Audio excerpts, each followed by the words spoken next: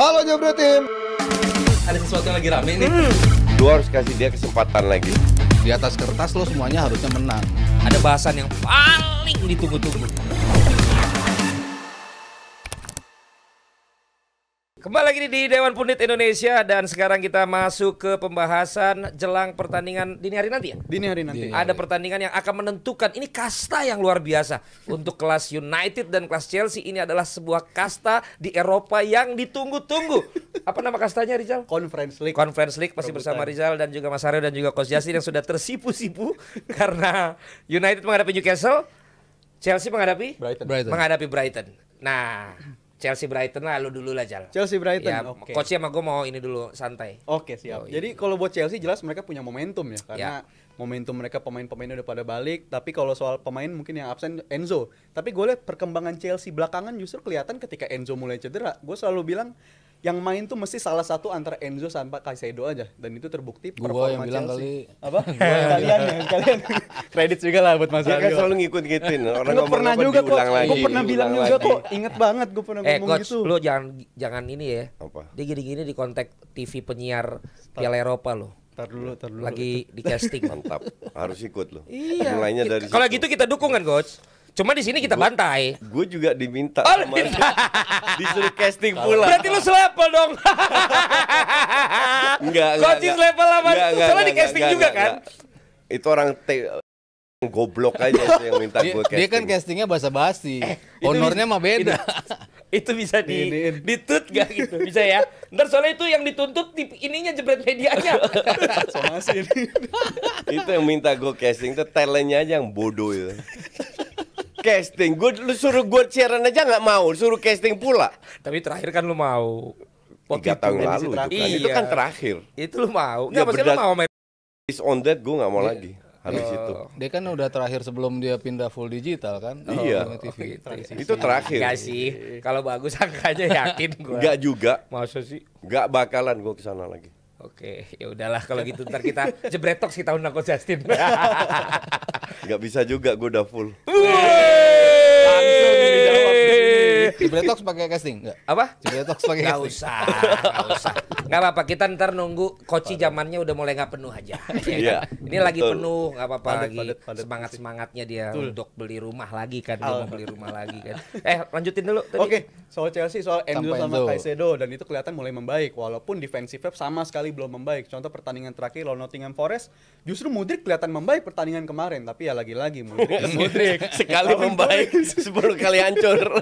Siapa tahu momentumnya di situ kan. Jadi siapa tahu. Tapi kalau Itu soal udah berkali-kali orang bilang siapa tahu momentumnya, siapa tahu momentumnya. Kalau yang secara jujur membaik tuh Jackson. Iya, itu membaik. perannya makin krusial. Tapi Itu kalau soal- juga 1-2 match. Nggak, Coach, Dibanding Mudryk, kalau bisa Mudryk jadi- mah bisa jadi ini parah. momentumnya. Soalnya Mudryk kemarin timing larinya tuh bener-bener bisa bagus banget masuknya, dan itu Dia selalu kan bagus. tahu soal itu. Palmer tahu timing kapan harus passing. Palmer ini pemain paling krusial di Chelsea lah, dan ini kelihatan banget. Tapi kalau soal lawan Brighton, Kan baca title-nya tuh. Makanya kok Liga Eropa sama Elo. Untuk lawan Brighton harusnya Chelsea bisa ngelanjutin lah. Bahkan sampai pekan terakhir sekalipun gue yakin Chelsea bakal nyapu semua pertandingan sisa 3 poin semua untuk Chelsea. oke, untuk Chelsea Brighton ya. sama Untuk Bournemouth Chelsea. ya. Iya, disapu lah bisa. Lu setuju Mas ya kalau itu ya? Setuju dong. Ya kan? Gua kan pengacara Pochettino. Lu kata Pochettino. Koci gimana Koci? Nggak yakin gue. Palmer main. Ya don't care. Soalnya kalau ada dia mah Beda banget. bagus lah. This team is so inconsistent. Kemarin Sampai main nggak bagus, bisa lu tebak. habis itu jeblok nggak bisa. Tapi lu pernah belakangan lihat dia nggak bagus juga ya? konsisten. Siapa? Chelsea. Oh iya. Sangat pernah beberapa kali, tapi gue lihat juga berapa kali hancur-hancuran. Nah, iya. Bener-bener hancurnya hancur. Yang lu sebut Palmer itu di big match sering nggak kelihatan juga. Makanya dia cetak 21 gol, berapa 9-10 dari penalti, hampir setengahnya. Bukan dia jelek ya, tapi it's not a team. Oke. Nah kalau lu bilang Mudryk ya, itu udah harapan semua fans Chelsea. Ini maksud dia mungkin momentum untuk musim depan, Coach. Lanjutin. Season starts Bukan now. yang sekarang. Oh iya, kalau Season next ya season. Mudryk nggak ada harapan. Serius. Gue kan ya exactly seperti yang gue bilang soal Nunes tahun lalu. Fans Liverpool ya bahkan dia kan bilang sama kayak di Benfica tahun pertama gue nggak begitu bagus, gue akan gue tunjukkan. fans Liverpool pun bilang ya kasih dia waktu. Gue bilang no hope lah pemain ini. Nunes, Mudryk itu benar-benar no Even hope. though bukan Anthony. di Liverpool dan bukan di Chelsea. Di EPL no hope. Emang kelihatan gaya bermainnya, segala timingnya, pegang bolanya, decision makingnya itu jelek banget. Sama juga bilang Garnacho 11-12 Martinelli kan selalu gue kritik. Tahun lalu dari 4 tahun baru tahun ini jeblok lagi. Memang segitu doang kualitasnya. Emang yang diperlukan kalau di EPL tuh apa? Lo kan tadi bilang kalau di EPL ya gitu. Ya. Lu perlu ya banyak faktor. Ini gue kasih contoh ya, Mitoma. Mitoma itu dari kontrolnya, decision making, timing kapan dia harus ngelewatin, timing kapan dia tarik lawan itu oke banget. Kalau kita bicara Martinelli, Garnacho, Mudryk, Nunes, kalau dia bola itu kayak ada kacamata kuda, ngerti nggak? Anthony juga mungkin. Anthony. Jadi fokusnya ke bola doang. Tergantung main di mana juga sih. Maksudnya kan Mitoma kan nggak terlalu terbebani lah. Ya mungkin. Fisik mungkin. psychologically ya. Ya ini kan gua hanya menilai apa yang gue lihat sekarang. Full murni talent ya. Ya murni talent. Jadi kalau kita bicara pemain-pemain yang bakal flop itu, mereka benar-benar itu fokus ke bola gitu loh. Kalau pemain hebat, mereka nggak fokus. Mereka tahu apa yang terjadi di depan. Mereka tahu kapan mereka harus passing. Mitoma itu sering nggak ngelewatin, padahal dia punya kapasitas untuk ngelewatin. Dia milih buat yang lain. Dia milih untuk passing keras selama dia udah tarik 2 pemain. Nah kalau Nunes, ya Nunes 11-12 lah. Pengen ngelewatin, pengen shooting. Dan it's about timing. Timing itu yang susah, timing itu bagian dari visi, bukan bakat. Bakat itu adalah kontrol bola, passing, Tapi akurasi. timing bisa dilatih dong. Bisa belajar. Bisa dilatih di atas kertas. Apakah football IQ pemain ini bisa menangkap? Ya tergantung pemainnya. Ada pemain yang bisa meningkat, ada yang enggak. Kalau Nunes sih gue masih ngelihat ininya sih, harapan lah. Masih ada harapan. Ya, karena kan dari musim pertama ke kedua kan jauh banget progresnya ya. Dalam artian what he can contribute gitu. Terutama dari sisi assist. Kan berapa belas tuh kan assist dia 31 32 ya. 31 32 itu kan goal contributionnya kan, gol dan assist. Jadi yang dia kontribut ya cukup besar buat Liverpool sebetulnya gitu. Cuman ya yang dia waste juga nggak kalah banyak gitu. Ya mungkin ngurangin si wasting chancesnya itu menjadi gol. Yang menjadi gol. Gue nggak setuju lagi sama Aryo ini terlalu wartawan, terlalu ngelihat data.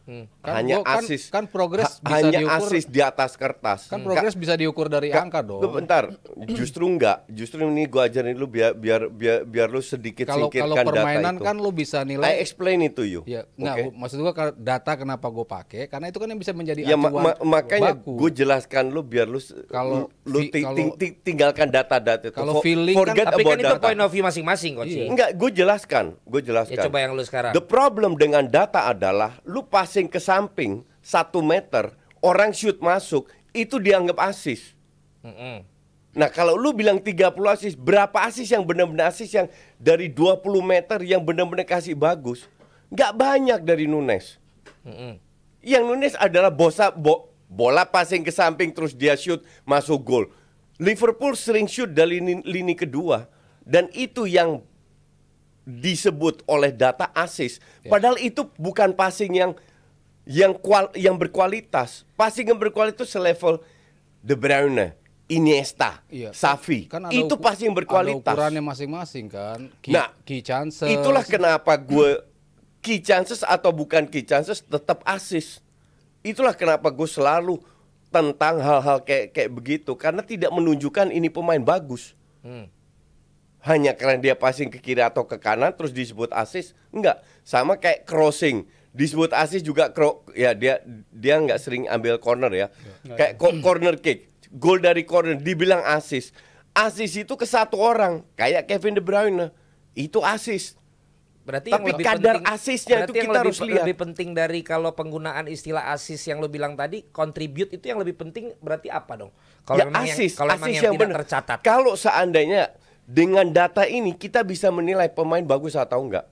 Tapi kalau sama kayak cetak gol, dia buka ruang kan nggak ada di catatan secara titling tuh. Betul. Itu berguna nggak? Berguna. Maka dari itu seperti yang lupa gue bilang siapa soal Rafael Struijk. Rafael Struijk One on one nggak begitu bagus. Cetak gol pun nggak punya goal getter, tapi dia pinter off the ball-nya. Narik pemain, buka ruang. Ya itu kan Tapi bisa... itu nggak ada datanya. Yang gue ingin sampaikan adalah dengan data yang lu lontarkan tadi, dan lu nggak bohong, itu bener lu berdasarkan data, tidak bisa menilai apakah ini pemain bagus atau enggak. Karena sekarang itu semua terlalu gampang didata. Sama kayak gol. Ya cetak 10 gol. Bentar. Cetak 10 gol itu dalam 10 pertandingan atau hanya dalam 4 pertandingan? Lu cetak 10 gol 10 pertandingan, lu bisa memenangkan 30 poin. Lu cetak gol dalam 4 pertandingan, lu hanya dapat 12 poin. Kalau winning goal semua ya. Si Haryo pernah, gue kan nggak begitu dengar. Haryo pernah bilang soal bandingin Nunes sama Saka. Untung ada orang di Twitter yang lemparkan. Enggak, salah. Winning poinnya Nunes itu cuma 30%, Saka 50%. Kalau dibanding dia mainnya berapa kali kan? Enggak, jumlah golnya dibanding. Ya, jumlah golnya dibanding dia berapa kali main kan? Iya. Yang lo bilang tadi kan, dia 4 gol tapi berapa kali main, atau dia ini gol tapi berapa kali main gitu kan? 4 gol dalam berapa pertandingan? Iya. Ya. Nah itu yang kita harus lihat. Jadi kita nggak bisa semua sapu bersih dengan oh ya dia bagus karena dia cetak 30 assist. Nggak bisa kayak begitu. Karena yang salah bukan data, tapi yang menerapkan data yang salah. Betul, itu kan selama itu menjadi parameter di Premier League. Dan bank datanya Premier League kan menyatakan itu. That is the problem. Kembali lagi, jangan mau dicuci sama data-data di Premier League. Kalau data yang dijadiin acuan itu kan tetap aja itu sebuah assist. Gue nggak pernah peduli mau Premier League, mau seluruh dunia pegang data gue. Gue menjelaskan, gue melawan dengan alasan yang valid. Tapi kalau lu bilang tadi ya, umpan ke kiri doang ditendang jadi gol, itu kan berbeda dengan umpan terobosan yang di antara jauh lebih bahaya lewat 4-5 pemain. Tapi ketika Jota kasih ke Nunes ke kanan, Nunes nendang nggak gol juga coach. Berarti kan berarti kan perlu dihitung itu. Karena belum tentu juga yang nendang jadi gol. Bener nggak? Makanya Nunes dihitung dia ke kanan doang, ke kiri doang. Maksud gue jangan terbuai dengan data. Jadi lu nggak bisa menilai pemain berdasarkan assist atau gol. Kalau itu udah berapa kali ngomong gue tahu. Iya. Karena Haryo ngulang terus, gue juga ngulang terus. Kalau bola susah terus jadinya terbuang kan nggak jadi assist, jadinya waste chance. Tapi waste chance-nya kan dihitung. Betul. Harusnya nggak dihitung juga dong itu. Makanya itu gue bilang berarti kan emang di sini paling tidak point of view lu berdua berbeda. Ya, gue ngerti maksudnya gitu apa yang dilihat Justin kan dalam sudut kacamata pelatih nih pemain menurut gitu gue gaya main ini dengan terhadap dia dan itu kan pasti dilakukan oleh Klopp juga dong.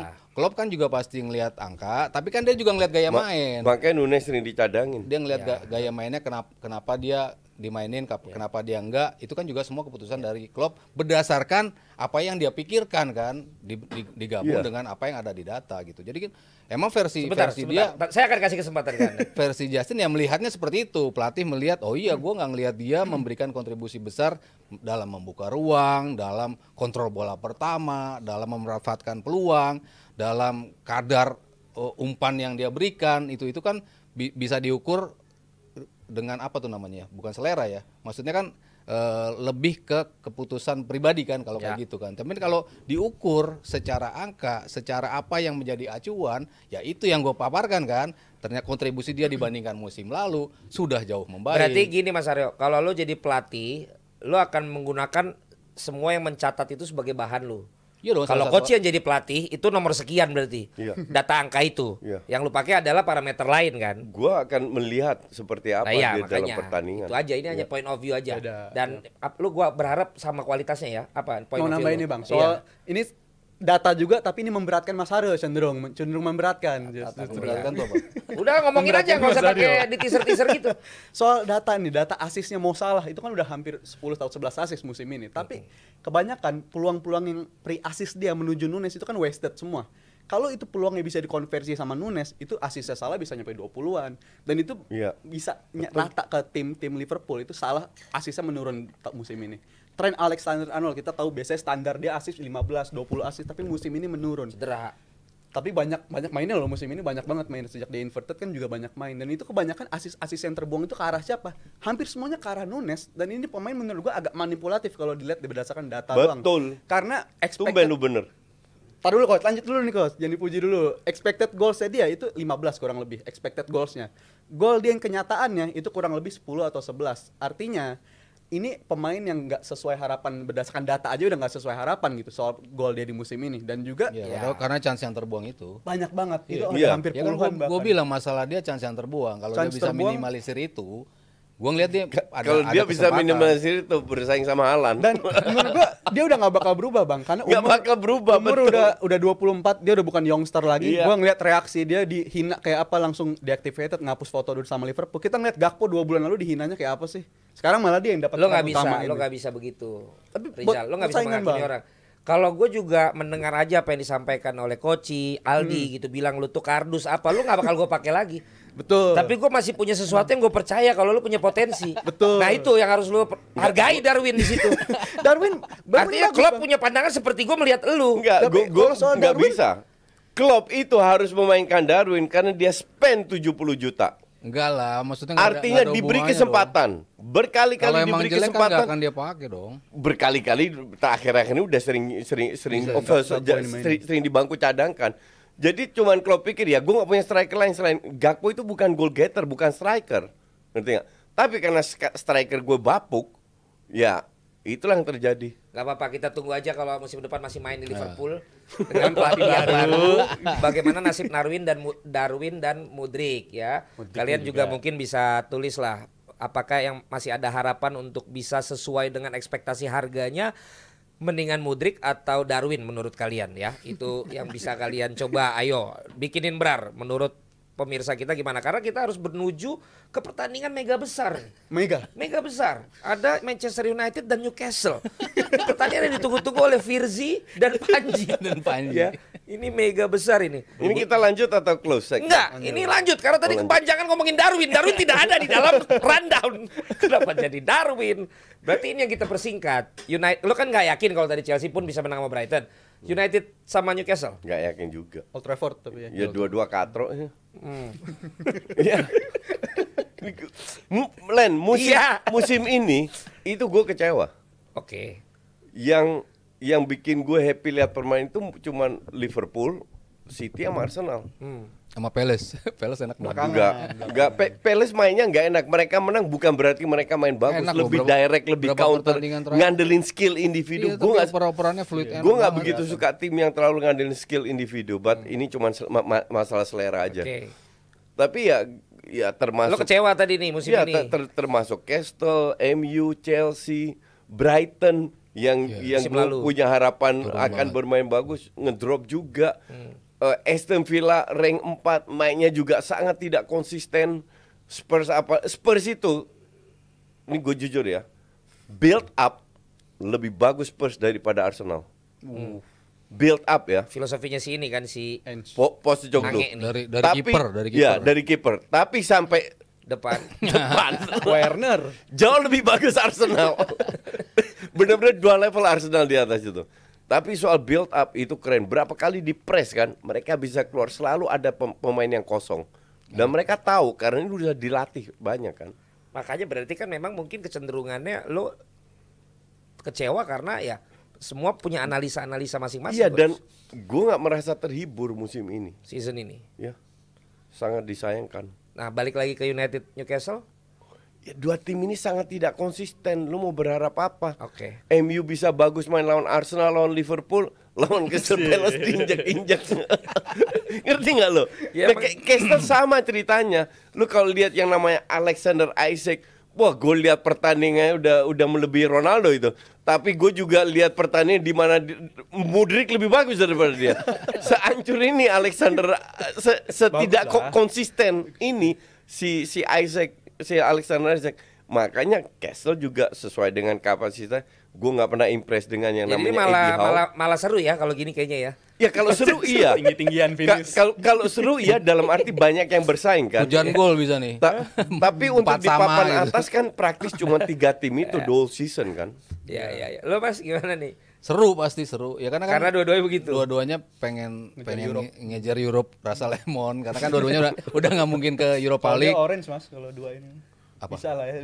Newcastle bisa orange tapi kalau Newcastle. Oh, Newcastle bisa ya, bisa ngelewatin Spurs. Bisa di 6 dia. Di Europa League udah nggak bisa. Oh levelnya ini ya dari Iya, FA ya. di Europa League udah nggak bisa, udah pasti Spurs di Europa League, terus yang si Aston Villanya di apa Champions League kan, yang benar-benar rebutannya yang tinggal yang warna hijau, dua tim ini ya secara quality ya sekarang nunjukin ya kualitas mereka memang ada di situ gitu. Walaupun kalau belakangan gue ngelihat Isaac tuh justru jauh lebih membaik dibandingkan di awal-awal musim.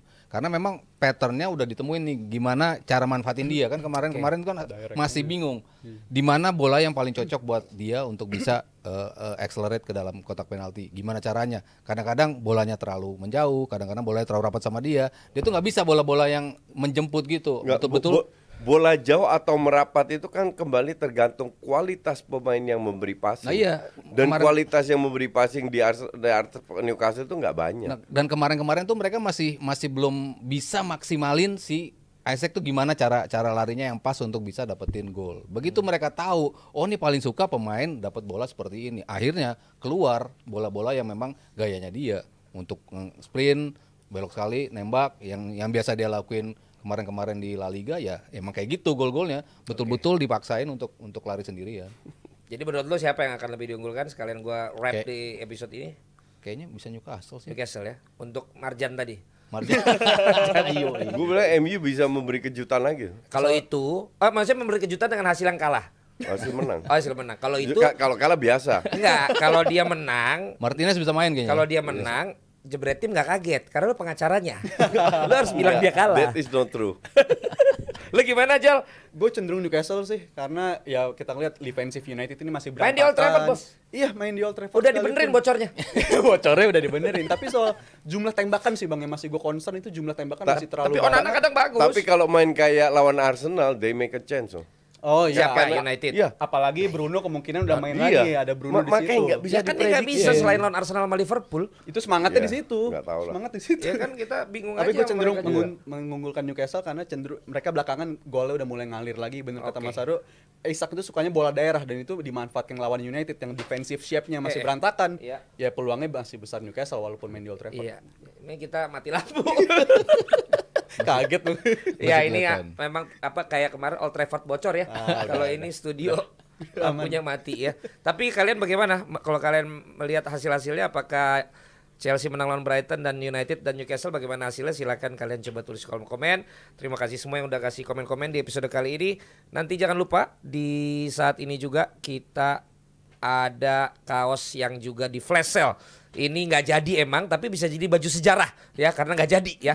Ini kan road to, roadnya bener dong. U23-nya road to Paris. Kan udah nyampe.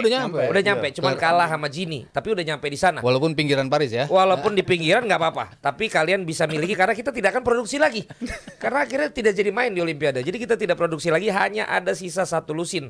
Silakan di flash sale hari ini 90.000 sama Caca yang lagi live di TikToknya Jebret Media Shop ya. Silakan kalian bisa ke sana sambil nanti kita akan menyaksikan episode berikutnya. Kita sudahi dulu di episode kali ini, preview pertandingan yang akan kita saksikan dini hari nanti. Sampai ketemu lagi di episode selanjutnya. Halo Jebret Tim. Ada sesuatu yang lagi rame nih. Lu harus kasih dia kesempatan lagi. Di atas kertas lo semuanya harusnya menang. Ada bahasan yang paling ditunggu-tunggu.